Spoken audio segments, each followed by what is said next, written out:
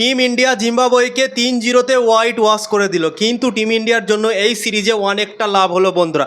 এই ভিডিওতে সেই লাভটাই তোমাদেরকে জানাবো। এই সিরিজে খুব একটা মজা আমরা পেলাম না, তিনটে ম্যাচই একতরফা হয়ে গেল। কেননা প্রথম ম্যাচ 7 উইকেটে জিতেছিল টিম ইন্ডিয়া, দ্বিতীয় ম্যাচ 90 রানে জিতেছিল এবং আজকে 35 রানে জিতলো। তিনটে ম্যাচই একতরফা হয়েছে, টিম ইন্ডিয়ার আশেপাশেও আসতে পারেনি জিম্বাবুয়ে এবং একতরফা আমাদের টিম ইন্ডিয়া এই সিরিজটা জিতে গিয়েছে।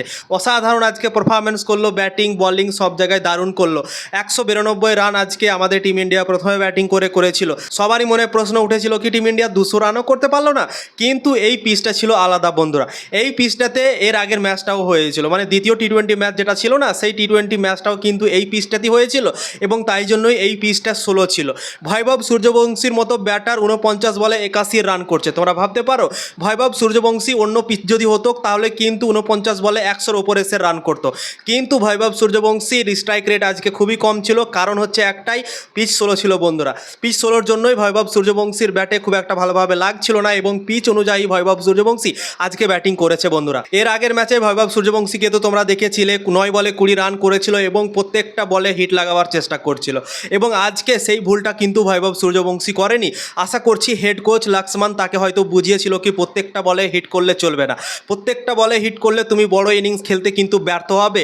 এই জিনিসটাই হয়তো ভৈভব সূর্যবংশীকে হয়তো পরামর্শ দিয়েছে আমাদের হেড কোচ বন্ধুরা।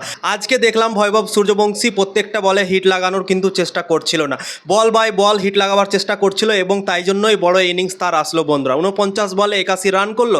আজকে খুব একটা স্ট্রাইক রেট তার ছিল না, 165 স্ট্রাইক রেটে সে ব্যাটিং করেছে এবং পিচ অনুযায়ী কিন্তু দারুণ ক্রিকেট খেলেছে ভৈভব সূর্যবংশী বন্ধুরা।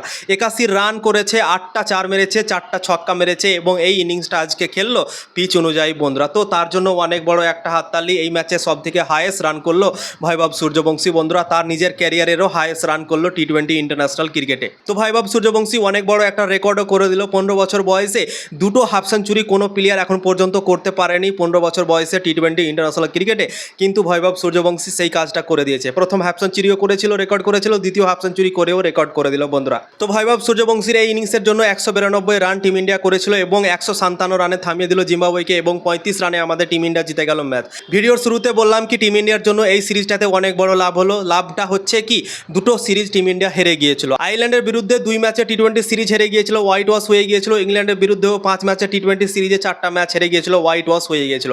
টিম ইন্ডিয়ার কনফিডেন্স অনেকটা লো হয়ে গিয়েছিল, টিম ইন্ডিয়ার ব্যাটাররা খুব একটা ভালো খেলতে পারেনি সেই দুটো সিরিজে। তো জিম্বাবুয়ের এই সিরিজটা খুবই ইম্পর্টেন্ট ছিল টিম ইন্ডিয়ার জন্য এবং এই সিরিজটা খেলার পর টিম ইন্ডিয়ার ব্যাটাররা সবাই ফর্মে চলে এসেছে বন্ধুরা। এটাই হচ্ছে সব থেকে বড় লাভদায়ক টিম ইন্ডিয়ার জন্য বন্ধুরা। কেননা দুটো সিরিজ যে ভারত হেরেছিল সেখানে ব্যাটিংয়ে খুব একটা ভালো পারফরমেন্স হয়নি, ব্যাটাররা ঠিকঠাকভাবে রানই করতে পারেনি সেই সিরিজটাতে এবং তাদের কনফিডেন্স অনেকটা লো হয়ে গিয়েছিল। তো এই সিরিজে যেহেতু ভালো ব্যাটিং করলো আমাদের টিম ইন্ডিয়ার ব্যাটাররা, শুধুমাত্র অভিষেক শর্মাকে ছাড়া সবাই এই সিরিজে রান করেছে বন্ধুরা। তো তাই জন্যই আমাদের টিম ইন্ডিয়া ফর্মে ফিরলো, কেননা দুটো সিরিজ হেরে গিয়েছিল এবং টিম ইন্ডিয়ার ফর্ম চলে গিয়েছিল, টিম ইন্ডিয়ার ওপর অনেক চাপ ছিল। তো এই সিরিজটা জেতার পর টিম ইন্ডিয়া কনফিডেন্স হয়ে গিয়েছে এবং টিম ইন্ডিয়ার ব্যাটাররাও কনফিডেন্স পেয়ে গিয়েছে আশা করছি এই সিরিজটা খেলার পর বন্ধুরা। তো এটাই সব থেকে বড় লাভ করলো টিম ইন্ডিয়া এই সিরিজে খেলার পর।